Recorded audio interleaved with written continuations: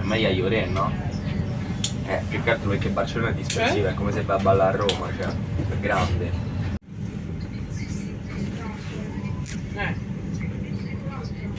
Hello everyone, আসসালামু আলাইকুম। কেমন আছেন সবাই? নতুন আরেকটি ব্লগ শুরু করতে যাচ্ছি। আজকের ব্লগটা থাকছে ঘোরাঘুরি নিয়ে, তো আশা করি সবাই সাথেই থাকবেন। আসলে সামারের সময় তো অনেক ঘোরাঘুরি হয়েছে, তো সব ভিডিও আসলে শেয়ার করা হয় না সময় মতো, অনেক ভিডিও জমাও পড়ে আছে, তো আস্তে আস্তে আমি শেয়ার করছি। জায়গাটার নাম হচ্ছে লুঙ্গো তেভেরে দি রোমা। আমরা যেখানে যাচ্ছিলাম, ট্রেনে করে আমরা রওনা দিয়েছি, আর ট্রেনের থেকে ভিউটা এত সুন্দর লাগতেছে।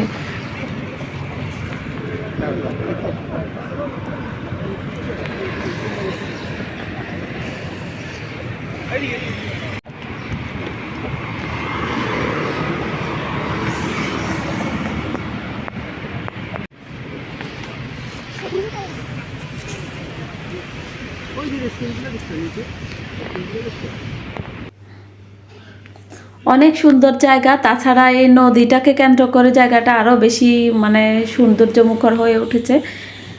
আর আশেপাশে ট্যুরিস্টে ভরা। এই টাইমটাতে তো সারা ইতালিতে, রোমে, সব জায়গায় অনেক ট্যুরিস্ট থাকে।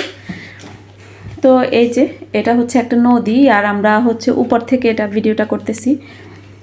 কত সুন্দর লাগতেছে এখানে এসে, আসলে ভালোই লাগতেছে। অনেক বাতাস, গরমটা গায়ে লাগতেছে না এই মুহূর্তে, অনেক রোদ ছিল। আর এই যে এখানে ছোট্ট একটা পাখি দেখা যাচ্ছিল না, ভিডিওতে বোঝা যাচ্ছে না ঠিক মতো, তো আমি সেটাই ক্যাপচার করছিলাম। আর এই সময়টাতে নদীর পানিটা খুবই কম। ঠান্ডার সিজনে মানে যেহেতু বৃষ্টি হয় ওই সময় বেশিরভাগ শীতকালে, তো সেজন্য তখন পানিটা বেশি থাকে। এখন পানি শুকায় গেছে। এই যে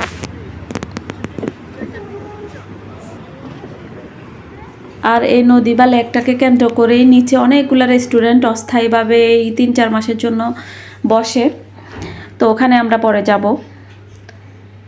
আর এখানে একজন আর্টিস্ট চিত্র অঙ্কন করতেছে, এই যে জায়গাটার ছবি আঁকতেছে মনে হয় এখানে দাঁড়িয়ে দাঁড়িয়ে দেখে। এই যে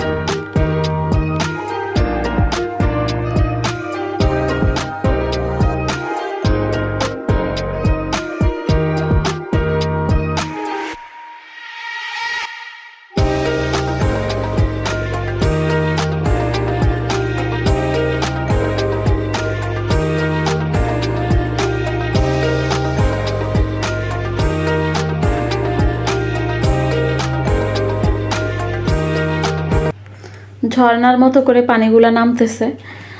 এই সৌন্দর্য আসলে দেখে শেষ করার মতো না দাঁড়িয়ে থেকে। তো আমরা এখন চলে যাব অন্য সাইডে। এখান থেকে উপর থেকে ব্রিজ থেকে আমি রেকর্ডটা করছিলাম।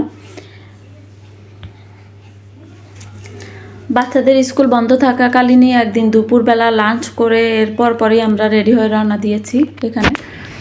তো ট্রেনে অথবা মেট্রোতে তো আর অনেক বেশি সময় লাগে না, তাও 1 ঘন্টার মতো সময় লেগেছে আস্তে আস্তে এখানে পৌঁছাতে। তো আমরা এখন চলে যাচ্ছি ওই সাইডটাতে, ব্রিজ থেকে হচ্ছে নিচের সাইডে আমরা নামবো এখন। এই যে জায়গাটার নামটা এখানে লেখাই আছে উপরে গেটে আর কি। তো এই যে সিঁড়ি দিয়ে আমরা নিচের দিকে যাচ্ছিলাম, আর নিচে অনেকগুলা রেস্টুরেন্ট হচ্ছে, যেটা বলেছিলাম আমি অস্থায়ীভাবে 3-4 মাসের জন্য বসে। এখন 5টা থেকে 5:30টার মতো বাজে, আর হচ্ছে যখন 6টা, 7টা, 8টা বাজে ওই টাইমটাতে আস্তে আস্তে অনেক ভিড় হয়ে যায় এই জায়গাটাতে, আর অনেক ক্রাউড থাকে। এই যে এখানে পরিবেশটা তো এত সুন্দর, মানে নিচে নামলে আরও বেশি সুন্দর লাগে। আর ছোট ছোট রেস্টুরেন্টগুলা সাজানো গুছানো অনেক সুন্দর, একটু পরে আপনারা দেখতে পারবেন। আমি যতটুকু সম্ভব মানে সব কিছু দেখানোর চেষ্টা করছি আশেপাশের এরিয়াটা।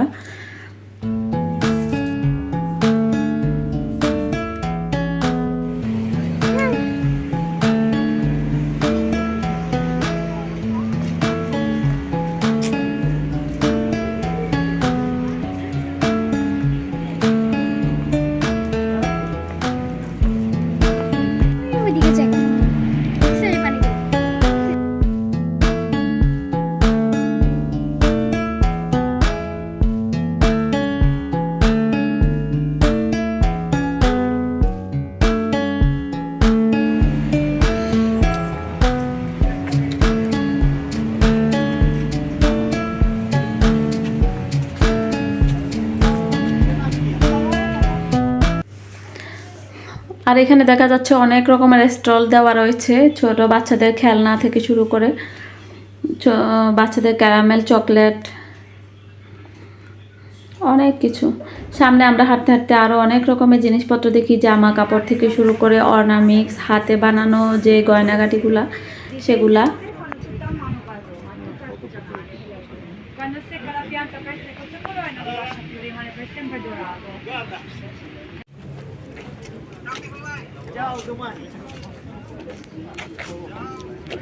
আর এগুলা কি দিয়ে তারা তৈরি করছে সে ডিটেলস সহ তারা বলে দেয়। এই যে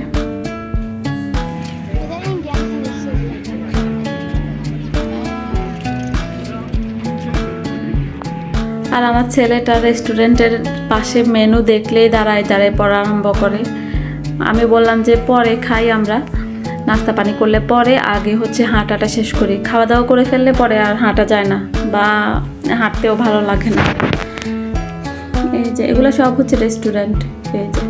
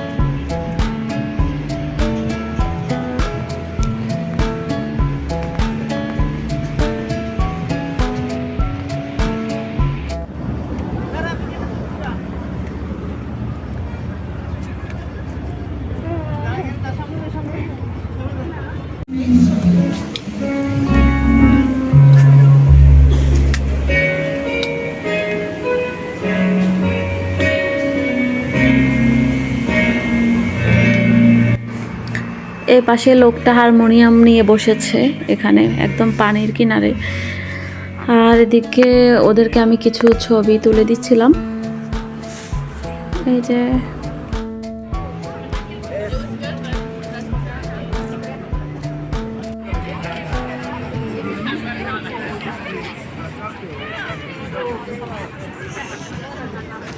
সন্ধ্যা হওয়ার সাথে সাথেই পর্যটকদের ভিড় শুধু বাড়তে আছে।